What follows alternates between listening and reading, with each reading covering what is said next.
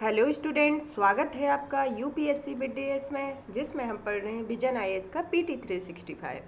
यह विज्ञान एवं प्रौद्योगिकी का है। चलिए इसके टॉपिक देख लेते हैं कौन कौन से हैं।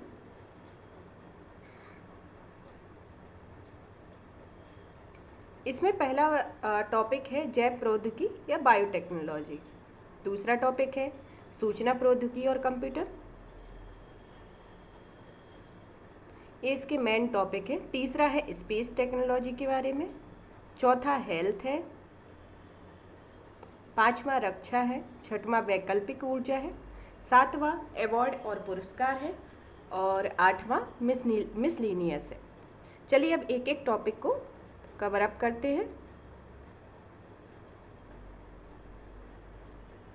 ये हमारे बायोटेक्नोलॉजी का पहला टॉपिक रहेगा, आनुवांशिक संशोधन प्रौद्योगिकी, जेनेटिक मॉडिफिकेशन टेक्नोलॉजी। चलिए आनुवांशिक संशोधन प्रौद्योगिकी क्या होती है, इसके पहले नंबर तो विशेषता देख लेते हैं और इसके क्या होती है, किस तरीके से ये वर्क करती है, इन सब के बारे में देखेंगे।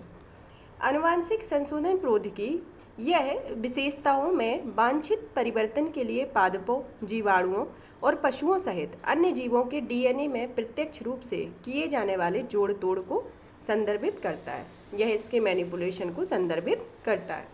जीनोम एडिटिंग के प्रमुख तरीके एवं दृष्टिकोण देख लेते हैं, जिसमें पहला दृष्टिकोण है clustered regular intercepted short palindromic repeat संबद्ध, या इसे क्रिस्पर प्रोटीन 9 और कैस 9 के रूप में जाना जाता है। दूसरा आता है एंडोन्यूक्लियस या मेगा न्यूक्लियस की होमिंग मूल स्थान पर स्थापित। और तीसरा साइड डायरेक्टेड न्यूक्लियस आते हैं। अब देखते हैं भारत में जीनोम एडिटिंग को नियंत्रित करने वाले कानून, अधिनियम और प्रक्रियाएं कौन कौन सी हैं। जैव विविधता अधिनियम 2006 है। औषधि एवं प्रसाधन सामग्री अधिनियम 1947, बीज अधिनियम 1968, पौध किस्म और कृषक अधिकार संशोधन संरक्षण अधिनियम 2009, खाद्य सुरक्षा और मानक अधिकार अधिनियम 2006, आपदा प्रबंधन अधिनियम 2005 इसके अंतर्गत आते हैं। अब देखते हैं जीनोम एडिटिंग क्या है। जीनोम एडिटिंग से संबंधित कौन कौन से मुद्दे सुर्खियों में रहे हैं, जिसमें आता है आनुवांशिक रूप से संशोधित फसलें। सुर्खियों में क्यों?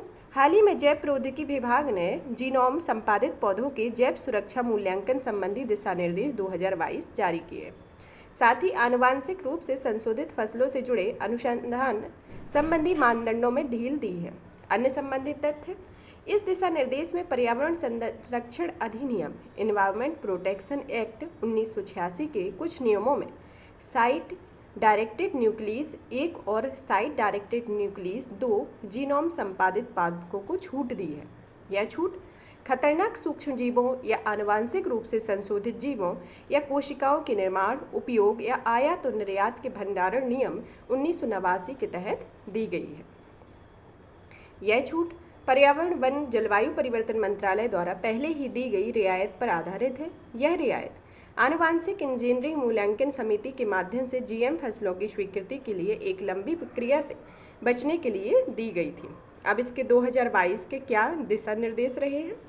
जीनोम संपादित पौधों की सुरक्षा मूल्यांकन संबंधी दिशा निर्देश 2022। इसका उद्देश्य यह जीनोम संपादित पादप के अनुसंधान और विकास के संदर्भ में अनिवार्य डेटा पर विनियामकीय फ्रेमवर्क और वैज्ञानिक मार्गदर्शन प्रदान करना है। दिशा निर्देशों का दायरा, यह साइट निर्देशित न्यूक्लियस का उपयोग करने वाली जीनोम संपादन तकनीकों का उपयोग करके विकसित पादपों और उनके उत्पादों पर सीमित है। दिशा निर्देश की अधिसूचना को पर्यावरण संरक्षण अधिनियम के तहत पर्यावरण, वन और जलवायु परिवर्तन मंत्रालय द्वारा अधिसूचित किया जाता है। इसके अंदर छूट, इन दिशा निर्देशों में उन शोधकर्ताओं को कुछ छूटें प्राप्त हैं जो पौधे के जीनोम को संशोधित करने के लिए जीईएसी से अनुमोदन प्राप्त करने के बाद जीन संपादन तकनीक का उपयोग करते हैं। इन दिशा निर्देशों के अनुसार ट्रांसजेनिक बीजों को विकसित करने के लिए शोधकर्ताओं को जिन सभी शर्तों का पालन करना होता है, वही शर्तें जीन संपादित बीजों पर भी लागू होती हैं, सिवाय उन उपनियमों को छोड़कर जिनके लिए जीईएसी से अनुमोदन की आवश्यकता होती है। दिशा निर्देशों का महत्व, ये दिशा निर्देश जीनोम संपादन का संधारणीय उपयोग सुनिश्चित करने, फसलों में आनुवांशिक सुधार और किसानों की आय में वृद्धि के लिए एक रोड मैप प्रदान करते हैं। खतरनाक सूक्ष्मजीवों या आनुवांशिक रूप से संशोधित जीवों या कोशिकाओं के विनिर्माण, उपयोग, आयात, निर्यात तथा भंडारण नियम 1989। ये नियम भारत में आनुवांशिक रूप से संशोधित जीवों और कोशिकाओं और संकटग्रस्त सूक्ष्मजीवों एवं उनके उत्पादों से संबंधित सभी गतिविधियों को विनियमित करते हैं। अब जैव प्रौद्योगिकी विभाग के बारे में देख लेते हैं। यह किस डिपार्टमेंट के अंतर्गत आता है और इसका मुख्यालय कहाँ है। जैव प्रौद्योगिकी विभाग, इसका मुख्यालय नई दिल्ली में है और यह डिपार्टमेंट ऑफ बायोटेक्नोलॉजी के अंतर्गत आता है। जैव प्रौद्योगिकी विभाग के बारे में, यह विज्ञान और प्रौद्योगिकी मंत्रालय का एक संलग्न कार्यालय है। यह लाइफ साइंस के क्षेत्र में अनुसंधान का समर्थन करने वाली एक नोडल एजेंसी है। साथ ही यह जैव प्रौद्योगिकी के बड़े पैमाने पर उपयोग को बढ़ावा देती है। इसके कार्य कौन कौन से हैं? कार्य पहला, जीव विज्ञान के क्षेत्र में विकास और पुनर्विनिर्माण का समर्थन करना, विश्वविद्यालय और उद्योग स्तर पर सहभागिता को बढ़ावा देना, जैव सुरक्षा दिशा निर्देश विकसित करना, कोशिका आधारित टीकों का निर्माण और उनके इस्तेमाल को बढ़ावा देना है। अन्य संबंधित जानकारी, इससे 2007 में पहली बार राष्ट्रीय जैव प्रौद्योगिकी विकास रणनीति और राष्ट्रीय जैव प्रौद्योगिकी विकास रणनीति 2015-20 और राष्ट्रीय जैव प्रौद्योगिकी विकास रणनीति 2021-25 में की घोषणा की थी। यानी कौन कौन सी? राष्ट्रीय जैव प्रौद्योगिकी विकास रणनीति 2007, 2015-20 और 2021 से 25 की इसने घोषणा की थी। अब क्या देखते हैं बीटी कपास क्या होते हैं। बीटी कपास एक फसल होता है। इसमें पौधों को कीट के हमले से बचाने हेतु मृदा के जीवाणु से प्राप्त एक जीन का उपयोग किया जाता है। यह भारत सरकार द्वारा वर्ष 2002 में व्यावसायिक खेती के लिए स्वीकृत एकमात्र जीएम फसल है। जीएम फसलों के लाभ क्या क्या है? जीएम फसलों के लाभ में उत्पादकता में वृद्धि और फसल हानि कम होती है, खाद्य सुरक्षा से संबंधित है तथा पोषण संबंधी गुणवत्ता में वृद्धि होती है, मृदा की उर्वरकता का बने रहना होता है। इससे जुड़ी चिंताएं कौन कौन सी हैं? पहला, पर्यावरणीय जो समस्या है उसके अंतर्गत आनुवांशिक दूषण, सुपर वीड्स का उत्पन्न होना होता है। आर्थिक चिंताओं में उपज के बारे में गलत दावे किए जाते हैं और मानव एवं पशु स्वास्थ्य की जैव सुरक्षा से संबंधित चिंता और नैतिक चिंता में कॉरपोरेट का अत्यधिक प्रभावी होना, इससे संबंधित से जुड़ी चिंताएं हैं। जीएम फसलों के बारे में, आमतौर पर जीएम पौधों में कोशिकाओं को टिश्यू कल्चर के माध्यम से तैयार किया जाता है, जहां वे पौधों के रूप में विकसित किए जाते हैं। साथ ही इन पौधों द्वारा उत्पादित बीज में नए डीएनए सम्मिलित हो जाते हैं। भारतीय कृषि अनुसंधान परिषद जीएम फसलों से संबंधित अनुसंधान सहित विज्ञान आधारित नवीन प्रौद्योगिकी को बढ़ावा देता है। जीएम फसलों के विकास के लिए वर्ष 2005 में ICAR ने कार्यात्मक जीनोमिक्स और फसलों में आनुवांशिक संशोधन पर एक नेटवर्क परियोजना शुरू की थी। जीनोम संपादन प्रौद्योगिकी और ट्रांसजेनिक प्रौद्योगिकी दोनों के तहत सजीव के जीनोम में परिवर्तन किया जा सकता है। हालांकि दोनों के बीच में निम्नलिखित अंतर है। चलिए अंतर को देखते हैं। पहला, जीनोम संपादन सजीव के जीनोम में लक्षित जीन को हटाने या उसमें परिवर्तन करने की एक तकनीक है। इसके परिणाम स्वरूप निर्धारित उद्देश्य के तहत चयनित और वांछित लक्षणों वाले सजीव निर्मित होते हैं। दूसरा, ट्रांसजेनिक प्रौद्योगिकी में किसी सजीव के जीनोम को कृत्रिम साधनों द्वारा किसी अन्य प्रजाति से या एक से अधिक विदेशी डीएनए अनुक्रमों को प्रवेश करके बदल दिया जाता है। जीएम फसलों के विनिमय से संबंधित विभिन्न निकाय, RDAC recombinant DNA advisory committee, यह राष्ट्रीय और अंतर्राष्ट्रीय स्तर पर जैव प्रौद्योगिकी से संबंधित विकास की निगरानी करती है। संस्थागत जैव सुरक्षा समिति, यह कम जोखिम वाले प्रयोगों को मंजूरी प्रदान करती है और निर्धारित सुरक्षा दिशा निर्देशों के अनुपालन को सुनिश्चित करती है। तीसरी समिति है आनुवांशिक परिवर्तन पर समीक्षा समिति, यह उच्च जोखिम और नियंत्रित फील्ड प्रयोगों वाले सभी चालू परियोजनाओं की समीक्षा करती है। राज्य जैव प्रौद्योगिकी समन्वय समिति, यह जीएमओ के विनिमय से संलग्न विभिन्न संस्थाओं में सुरक्षा और नियंत्रण उपायों की समीक्षा करती है। जीएमओ के विमोचन के कारण यदि कोई नुकसान होता है तो उसका आकलन करने और उक्त स्थान पर नियंत्रण के उपाय के लिए राज्य स्तरीय नोडल एजेंसी के रूप में कार्य करती है। जिला स्तरीय समिति, यह विनियामक दिशा निर्देशों के अनुपालन और गैर अनुपालन के बारे में SBCC या GEAC को रिपोर्ट करती है। साथ ही जिला स्तर पर निरीक्षण व जांच के लिए एक नोडल एजेंसी के रूप में कार्य करती है। अब देखते हैं GEAC क्या है। आनुवांशिक इंजीनियरिंग मूल्यांकन समिति, इसका मुख्यालय नई दिल्ली में है। यह पर्यावरण, वन एवं जलवायु परिवर्तन मंत्रालय के अंतर्गत कार्य करती है। इसके निम्नलिखित अनुमोदन हैं। पहला, पर्यावरण की दृष्टि से आनुवांशिक और औद्योगिक उत्पादन में खतरनाक सूक्ष्म जीवों एवं पुनर्संयोजकों के बड़े पैमाने पर उपयोग से जुड़ी गतिविधियों के प्रति। दूसरा, प्रायोगिक क्षेत्र परीक्षणों सहित आनुवांशिक रूप से अभियंत्रित जीवों और उत्पादों को पर्यावरण में निष्कासित करने से संबंधित प्रस्ताव के प्रति। तीसरा, पर्यावरण संरक्षण अधिनियम 1986 के तहत दंडात्मक कार्यवाही करने का अधिकार। इसकी संरचना में वर्तमान में इसमें 24 सदस्य हैं और ये हर महीने बैठक करती है। इसकी अध्यक्षता पर्यावरण, वन, जलवायु परिवर्तन मंत्रालय के विशेष सचिव या अपर सचिव द्वारा की जाती है। हमने GM फसलों से संबंधित विभिन्न निकाय कौन कौन से देखे हैं। रिकॉम्बिनेंट DNA एडवाइजरी कमेटी पहली, दूसरी संस्थागत जैव सुरक्षा समिति, तीसरी आनुवांशिक परिवर्तन पर समीक्षा समिति और चौथी राज्य जैव प्रौद्योगिकी समन्वय समिति और नेक्स्ट है जिला स्तरीय समिति। इसके तहत हमने इसके बारे में देखा। अब आता है संबंधित सुर्खियाँ। संबंधित सुर्खियों में आनुवांशिक इंजीनियरिंग मूल्यांकन समिति ने धारा मस्टर्ड 11 नामक ट्रांसजेनिक हाइब्रिड सरसों की खेती के लिए पर्यावरण मंजूरी की सिफारिश की है। व्यावसायिक उपयोग, इसका उपयोग भारतीय कृषि अनुसंधान परिषद की निगरानी और बीज अधिनियम 1966 के प्रावधानों के तहत ही किया जाएगा। अब देखते हैं कि धारा मस्टर्ड हाइब्रिड 11 क्या है। इसके विकासकर्ता दिल्ली विश्वविद्यालय के centre for genetic manipulation of crop plants ने विकसित किया है। इसके अंतर्गत प्रक्रिया, इसे सरसों की पूर्वी यूरोपीय किस्म अर्ली हीरा 2 म्यूटेंट और भारतीय किस्म वरुण के मध्य क्रॉस ब्रीडिंग से विकसित किया गया है। DMH11 में 2 एलियन या बाह्य जीन्स को शामिल किया गया है। इन दोनों जीन्स को बैसिलस एमाइलोलिफेंशियल नामक मृदा में पाए जाने वाले जीवाणुओं से लिया गया है। इसमें शामिल बॉर्नीज नामक पहला जीन प्रोटीन का निर्माण करता है। यह प्रोटीन पादप में पराग के उत्पादन को बाधित करता है और इस प्रकार पादप की नर जनन क्षमता समाप्त हो जाती है। इसमें शामिल वारस्टार नामक दूसरे जीन द्वारा पादप की नर जनन क्षमता को पुनः स्थापित किया जाता है। इसके परिणामस्वरूप उत्पन्न F1 किस्म से उपज अधिक होती है और इस किस्म में बीज या अनाज भी पैदा होता है। और संबंधित सुर्खियाँ क्या कह रही हैं। हरियाणा सरकार ने BG2 RRF का फील्ड ट्रायल करने के लिए अनापत्ति प्रमाण पत्र जारी किया है। यह BT कपास की एक शाकनाशी, सहिष्णु और कीट प्रतिरोधी किस्म है। भारत में देश में केवल BG1 BG2 GM कपास के व्यावसायिक उपयोग की ही अनुमति दी है। BG2 RRF अनुमोदन के अलग अलग चरणों में लंबित है। वर्तमान में उपलब्ध BG2 RRF अमेरिकी बॉलवर्म जैसे विनाशक कीटों के हमले से सुरक्षा प्रदान करती है।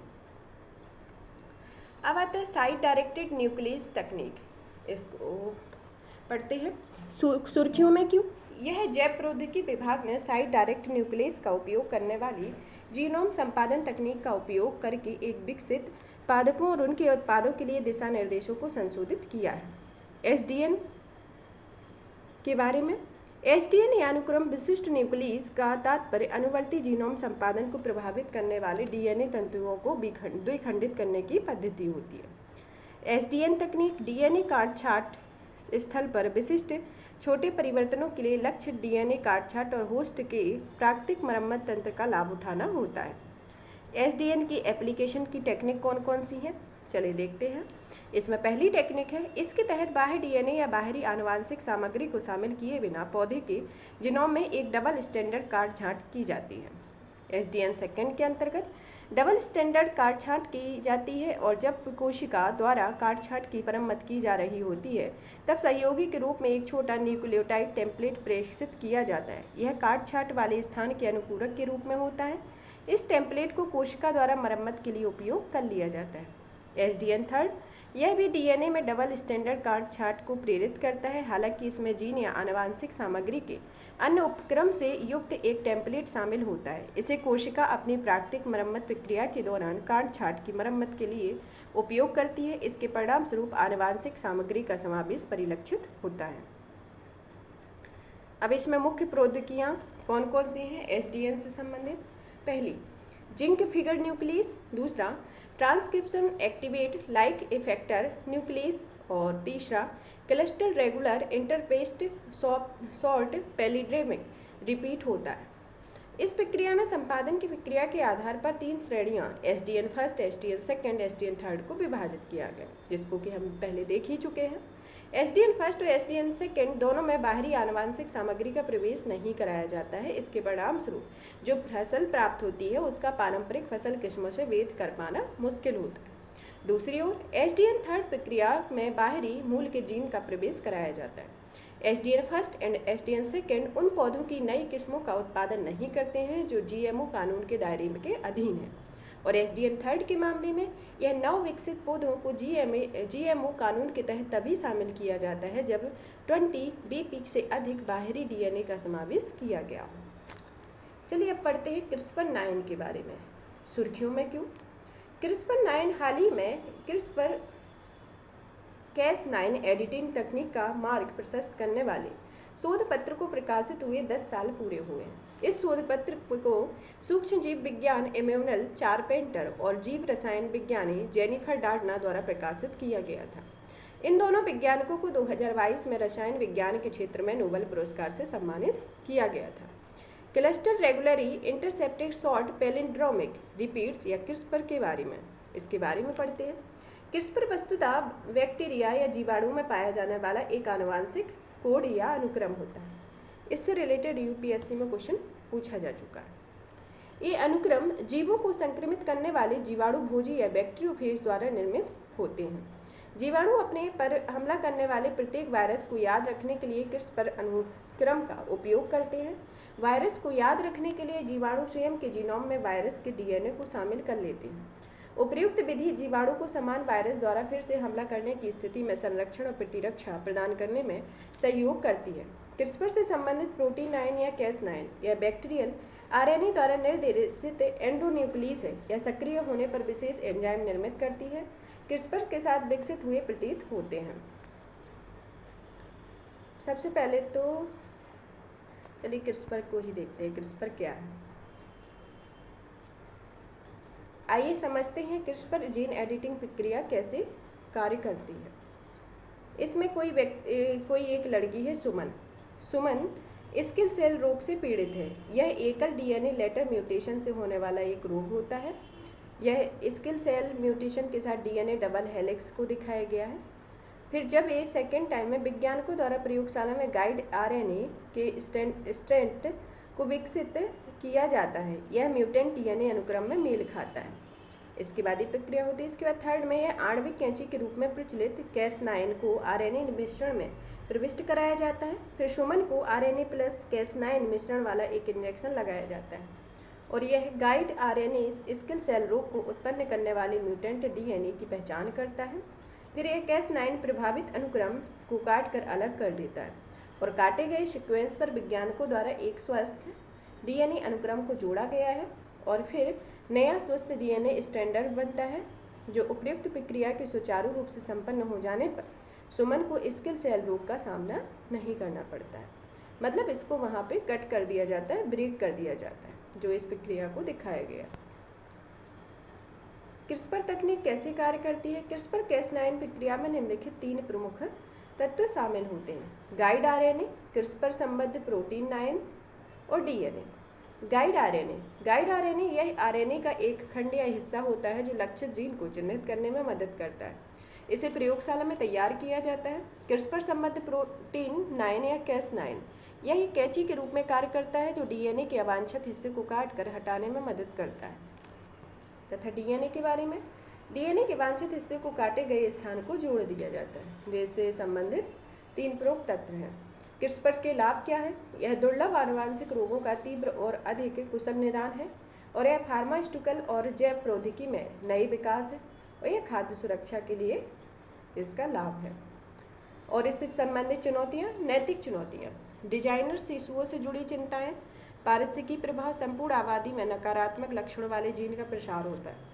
भारत में इस संदर्भ में इसके लाभ स्किल सेल एनीमिया के इलाज के लिए अध्ययन में राष्ट्रीय कृषि खाद्य जैव प्रौद्योगिकी शोधकर्ताओं ने केले के जीनोम को इसकी पोषण गुणवत्ता और रोगजनक प्रतिरोध आदि में सुधार करने के लिए संपादित किया गया है।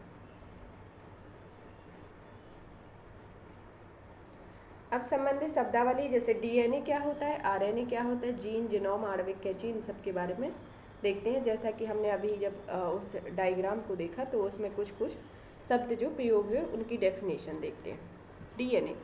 डीएनए या डीऑक्सीराइबोन्यूक्लिक एसिड अधिकांश जीवित प्रजातियों में पाई जाने वाली एक आनुवांशिक सामग्री होती है। आरएनए मतलब राइबोन्यूक्लिक एसिड अणु एकल स्ट्रैंड वाले न्यूक्लिक एसिड होते हैं। यह कुछ वायरस में पाए जाने वाली आनुवांशिक सामग्री होते हैं। जीन डीएनए का एक विशिष्ट खंड होता है। यह आरएनए या प्रोटीन के निर्माण में मदद करता है। जीनोम किसी सजीव के डीएनए के संपूर्ण सेट को जीनोम कहते हैं। इसमें सभी गुणसूत्र और जीन शामिल होते हैं। आणविक कैंची यह डीएनए के अवांछित हिस्सों को काटने हेतु प्रयोग की जाने वाली एक कैंची है। इसे प्रतिबंधन एंजाइम भी कहते हैं क्योंकि ये गाइडेड आरएनए द्वारा चिन्हित स्थान से अवांछित जीन को हटाने में सहयोग करते हैं।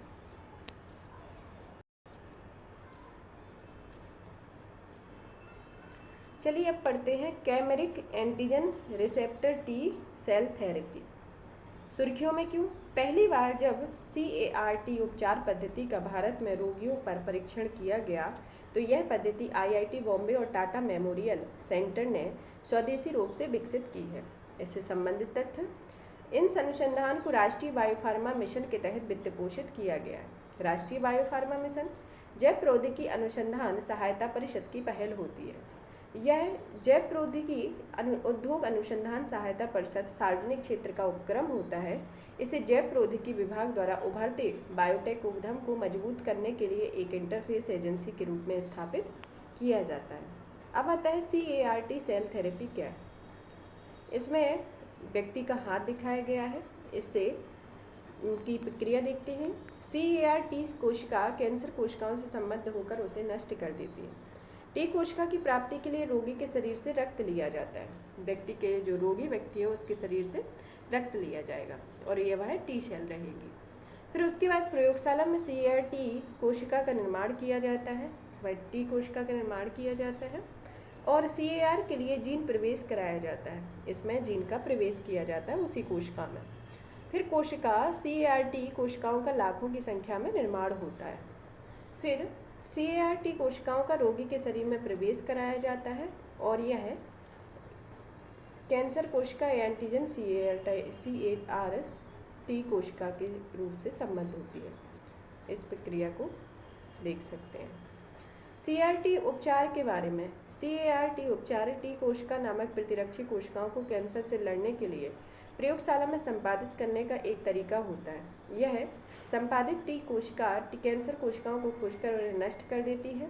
टी कोशिका एक प्रकार की श्वेत रक्त कोशिका होती है जो बाहरी रोगजनकों पर हमला करती है। श्वेत रक्त कोशिकाओं के प्रकार में एक होता है ग्रेनुलाइट और एक होता है एग्रेनुलाइट। ग्रेनुलाइट के अंतर्गत न्यूट्रोफिल, इस्नोफिल, बेसोफिल आते हैं और एग्रेनुलोसाइट के अंतर्गत लिम्फोसाइट और मोनोसाइट आते हैं। न्यूट्रोफिल फेगोसाइटोसिस में मदद करता है।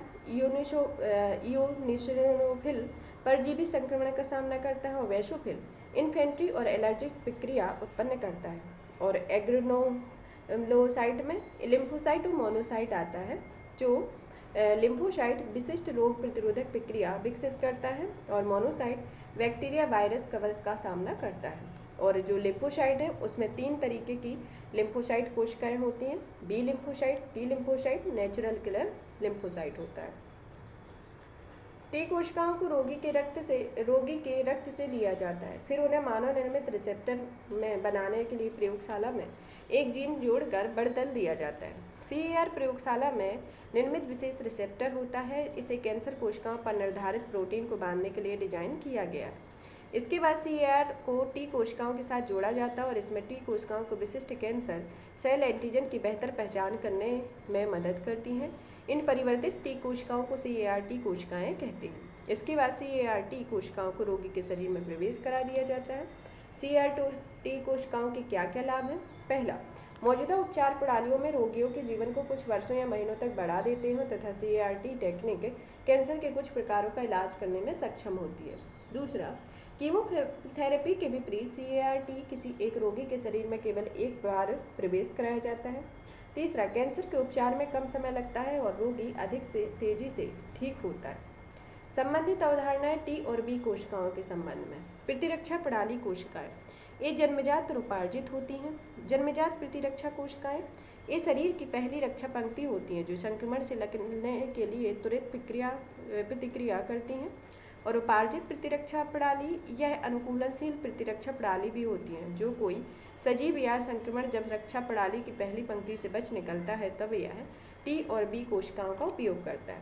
T और B कोशिकाएं समय के साथ अनुभवों से विकसित होती हैं, इसलिए इन्हें विकसित होने से अधिक समय लगता है। ये जन्मजात कोशिकाओं की तुलना में अधिक समय तक जीवित रहती हैं। B और T कोशिकाओं को लिम्फोसाइट भी कहते हैं। लिम्फोसाइट एक प्रकार की श्वेत रक्त कोशिकाएं होती हैं जो प्रतिरक्षा प्रणाली का हिस्सा होती है। B कोशिकाएं एंटीबॉडी का उत्पादन करती हैं जिनका उपयोग हमलावर बैक्टीरिया, वायरस और विषाक्त पदार्थों का मुकाबला करने के लिए करते हैं। ये एंटीबॉडी वाई आकार के होते हैं जो प्रत्येक रोगजनक के लिए विशिष्ट होते हैं। T कोशिकाएं बाहरी संक्रमणों और सजीवों के विरुद्ध प्रत्यक्ष रूप से लड़ती हैं। ये साइटोकिन्स का भी उत्पादन करती हैं जो जीवित के पदार्थ हैं। ये साइटोकिन्स प्रतिरक्षा प्रणाली के अन्य हिस्सों को सक्रिय करने में मदद करती हैं। T कोशिकाएं वायरस द्वारा संक्रमित या कैंसरकारी बन चुकी के शरीर की अपनी कोशिकाओं को नष्ट कर देती है। अब देखते हैं जीनोम सीक्वेंसिंग या जीनोम अनुक्रमण। सुर्खियों में क्यों? हाल ही में प्रकाशित एक शोध में एक अंतर्राष्ट्रीय टीम ने संपूर्ण मानव जीनोम का पहली बार अनुक्रमण करने का विवरण दिया है। जीनोम अनुक्रमण इसके तहत DNA अणु के भीतर मौजूद न्यूक्लियोटाइड या क्षार के सटीक क्रम का पता लगाया जाता है। DNA में 4 न्यूक्लियोटाइड या क्षार होते हैं: एडेनिन, साइटोसिन, ग्वानिन, थाइमिन। इन चारों का क्रम किसी सजीव के DNA का निर्माण करना होता है। जीनोम क्या होता है? जीनोम किसी सजीव के DNA के संपूर्ण सेट को जीनोम कहते हैं। जीनोम में सभी गुणसूत्र शामिल होते हैं। गुणसूत्र में DNA और जीन शामिल होते हैं। ज्ञातव्य है कि जीन DNA के विशिष्ट खंड होते हैं। मानव जीनोम में लगभग 3 अरब क्षार युग्म होते हैं। जीनोम अनुक्रमण से लाभ या उपयोग में मानव के विकास और उसकी बायोलॉजी के बारे में बेहतर समझ प्रदान करते हैं। यह दुर्लभ बीमारियों के उत्तरदायी जीनोमिक्स कारणों की पहचान करने में सहायक हो सकता है और इनमें न्यूरोडीजेनेटिक दशाएं, कैंसर आदि शामिल हैं। इससे जेनेटिक म्यूटेशन की पहचान करने में भी मदद मिलेगी, साथ ही इसमें वायरस के फैलने और विकास से संबंधित मौजूदा समझ में भी सुधार हो सकेगा। इससे संबंधित तथ्य: इससे पहले प्रयासों में संपूर्ण मानव जीनोम का अनुक्रमण नहीं हो पाया था। ऐसे इसलिए हुआ क्योंकि उस समय की DNA अनुक्रमण प्रौद्योगिकियां लगभग 8% जीनोम को पढ़ने में सक्षम नहीं थी। अब आते हैं जीनोम सीक्वेंसिंग की गई पहल। इंडिजेन कार्यक्रम का उद्देश्य भारत के विभिन्न निर्जातीय समूहों का प्रतिनिधित्व करने वाली 1000 भारतीय व्यक्तियों के संपूर्ण जीनोम का अनुक्रमण करना होता है। यह वैज्ञानिक और औद्योगिक आनुवंशिक परिषद द्वारा वित्त पोषित है। जीनोम इंडिया प्रोजेक्ट, इसका लक्ष्य एक रेफरेंस जीनोम बनाने के लिए देश भर में 10,000 नागरिकों से आनुवंशिक नमूना एकत्रण करना होता है। यह जैव प्रौद्योगिकी विभाग द्वारा कार्यान्वित होता है। मानव जीनोम परियोजना यह संपूर्ण मानव जीनोम के DNA सीक्वेंसिंग को निर्धारित करने के लिए एक अंतर्राष्ट्रीय अनुसंधान प्रयास होता है। इसे 1990 में शुरू किया गया था और इसे 2003 में पूरा किया गया। इसे संयुक्त राज्य अमेरिका के राष्ट्रीय स्वास्थ्य संस्थान और ऊर्जा विभाग द्वारा समन्वित किया जाता है। अब आता है जीनोम सर्वेलांस, ये जीनोम निगरानी। हाल के वर्षों में कोविड-19, मंकीपॉक्स आधारित सभी कई रोगजनकों और उनके भेदों के प्रयोग के कारण जीनोमिक्स निगरानी के लिए एक स्थायी प्रणाली बनाने की आवश्यकता महसूस की गई। जीनोमिक्स जीवों को संपूर्ण जीनोम और उससे बड़ी मात्रा में उत्पन्न संबंधित जानकारियों का अध्ययन करते हैं। दूसरी ओर जेनेटिक्स आनुवंशिकी से अध्ययन से संबंधित होता है। जीनोमिक्स निगरानी के बारे में। जीनोम निगरानी क्या है?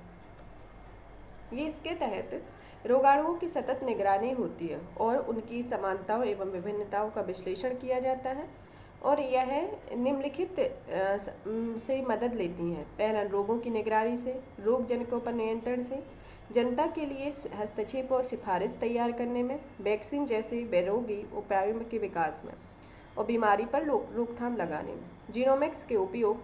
जीनोमिक्स चिकित्सा संबंधी उद्देश्यों के लिए मानव जीनोमिक्स के लिए सहायक है। चिकित्सा संबंधी उस उद्योगों के लिए माइक्रोबियल जीनोमिक्स, कृषि और जलीय कृषि जीनोमिक्स, जैविक और चिकित्सा अनुसंधान और अन्य हैं। भारत में जीनोमिक तकनीक, ये क्षेत्रीय जीनोम अनुक्रमण प्रयोगशालाएं एक किसी प्रासंगिक क्षेत्र में संबंधित जीनोम के अनुक्रमण के लिए क्षेत्रीय केंद्र की प्रयोगशाला के रूप में कार्य करती हैं। भारतीय SARS-CoV-2 जीनोमिक्स कंसोर्टियम इसे पूरे देश में SARS-CoV-2 के संपूर्ण जीनोम अनुक्रमण का विस्तार करने के लिए स्थापित किया गया था। Indian tuberculosis genomics surveillance consortium INTGS यह INSACOG के तर्ज पर कार्य करता है। INSACOG क्या है? यह भारतीय SARS-CoV-2 जीनोमिक्स कंसोर्टियम 50 से अधिक प्रयोगशालाओं का एक समूह होता है। इसे निम्नलिखित के द्वारा संयुक्त रूप से शुरू किया गया। पहला, केंद्रीय स्वास्थ्य मंत्रालय, जैव प्रौद्योगिकी विभाग, वैज्ञानिक और अनुसंधान परिषद और भारतीय चिकित्सा अनुसंधान परिषद होते हैं। संबंधित सुर्खियाँ, WHO की साइंस काउंसिल ने वैज्ञानिक स्वास्थ्य के लिए जीनोमिक्स तक पहुँच में तेजी लाने और केंद्रीय अपनी पहली रिपोर्ट जारी की है। इसमें तर्क दिया है कि संबद्ध देशों की तुलना में कम संसाधन वाले देशों को ऐसी तकनीकों से देर से पहुंच प्राप्त होती है। यह नैतिक वैज्ञानिक रूप से उचित नहीं होता है। इसकी स्थापना 2021 में WHO के निर्देशक ने की थी, जिसका उद्देश्य विज्ञान और अनुसंधान रणनीति पर मार्गदर्शन प्रदान करना होता है। अब आता है क्लोनिंग। हाल ही में दुनिया में पहली बार चीन द्वारा वन्य आर्कटिक भेड़िए का क्लोन संपूर्णतापूर्वक विकसित किया गया है। क्लोनिंग के बारे में, क्लोन में मूल सजीव के समान ही आनुवांशिक विशेषताएं होती है, मूल जीव का ही कॉपी होता है। क्लोनिंग ये किसी जैविक इकाई की आनुवांशिक रूप से पूर्णतः समरूप इकाई की बनाने की प्रक्रिया होती है। यह क्लोन समान ही आनुवांशिक विशेषताएं होती हैं और क्लोनिंग या जैविक इकाई की आनुवांशिक रूप से पूर्णतः समरूप इकाई बनाने की प्रक्रिया होती है। इस जैविक इकाइयों में जीन, कोशिका ऊतक या यहाँ तक कि एक संपूर्ण जीव की शामिल होता है।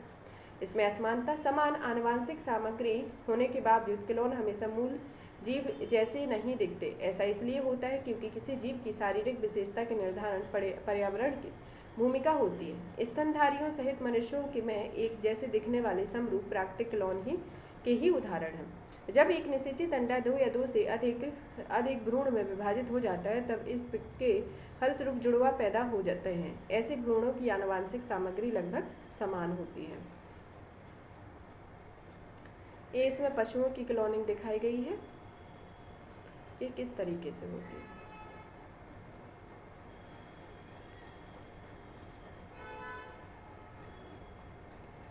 कृत्रिम क्लोनिंग के 3 अलग अलग प्रकार, जीन या DNA क्लोनिंग, प्रजनन क्लोनिंग और चिकित्सीय क्लोनिंग। जीन क्लोनिंग या DNA क्लोनिंग, इसके तहत अपेक्षित DNA अणु को जीवाणु प्लाज्मिड जैसे अपनी प्रतिकृति बनाने के लिए आनुवांशिक तत्व में स्थानांतरित किया जाता है।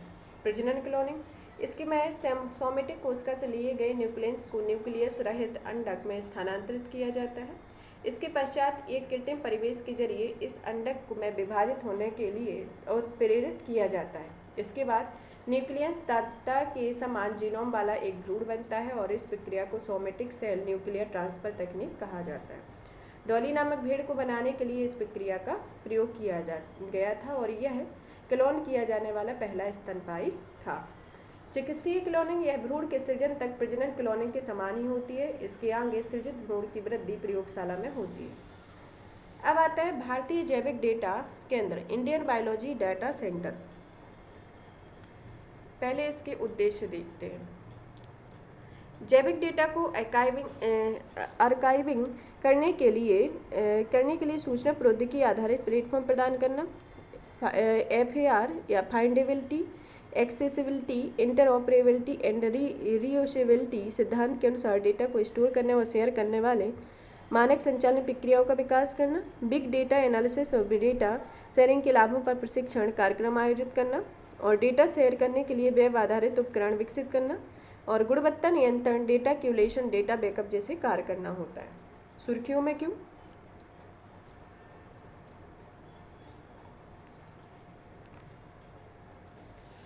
हाल ही में हरियाणा के फरीदाबाद में भारत के पहले भारतीय जैविक डेटा केंद्र का उद्घाटन किया गया। इस केंद्र के बारे में, भारत में आईवीडीसी के बारे में। आईवीडीसी भारत में जीव विज्ञान संबंधी डेटा के लिए पहला राष्ट्रीय भंडार है।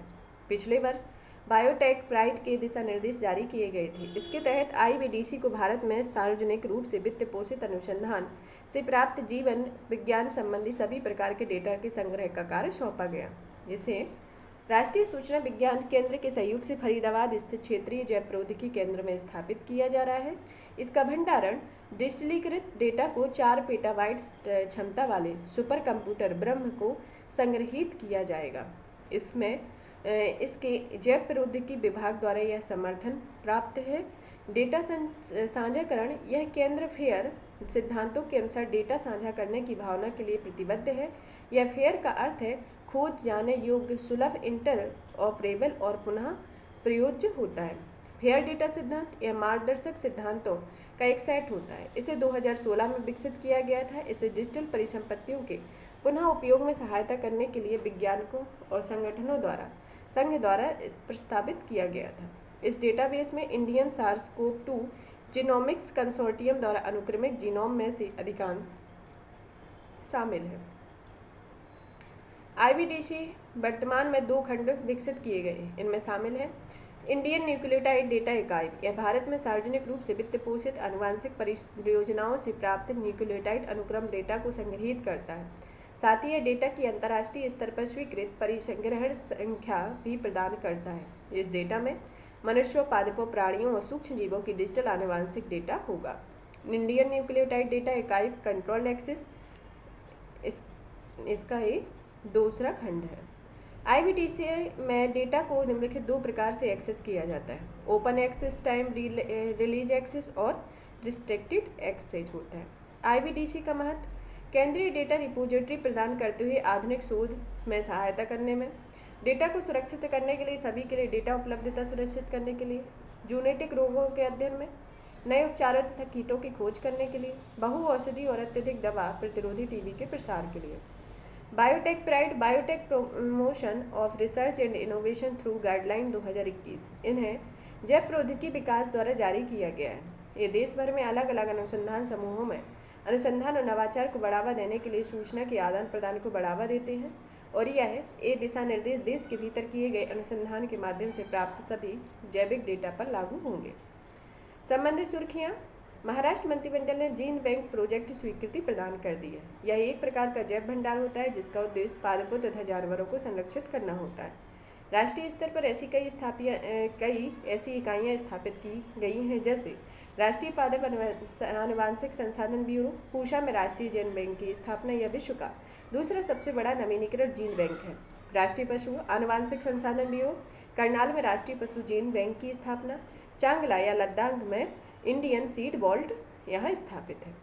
अब आते हैं अन्य महत्वपूर्ण सुर्खियाँ। अन्य महत्वपूर्ण सुर्खियों में जैविक अनुसंधान विनियामक अनुमोदन पोर्टल, यह जैव प्रौद्योगिकी विभाग ने एक ही पोर्टल पर जैविक अनुसंधान एवं विकास गतिविधियों के विनियामक अनुमोदन की मांग को पूरा करने के लिए BioRRAP पोर्टल विकसित किया है। यह आवेदक अपने आवेदनों को BioRRAP के माध्यम से जैविक अनुसंधान से संबंधित सभी विनियामक एजेंसियों को भेज सकेंगे। इस पोर्टल के माध्यम से उत्पन्न BioRRAP ID कई विनियामक एजेंसियों के पोर्टलों से जुड़ी हुई होती है। इस तरह के जैविक अनुसंधानों को अधिक विश्वसनीयता प्रदान करेगा और अंतर्विभागीय सहयोग को मजबूत करेगा। इसके तहत यह जैविक अनुसंधान के विभिन्न पहलुओं को विनियमित करने वाली एजेंसियों के कामकाज को प्रभावता में वृद्धि करती है। अब आता है आणविक मोटर। आणविक मोटर वैज्ञानिकों ने DNA ओरिगामी विधि का उपयोग करके एक आणविक पैमाने का एक मोटर निर्माण किया है। ओरिगामी विधि में नैनो स्तर पर 2D और 3D ऑब्जेक्ट बनाने के लिए DNA को मोड़ा जाता है।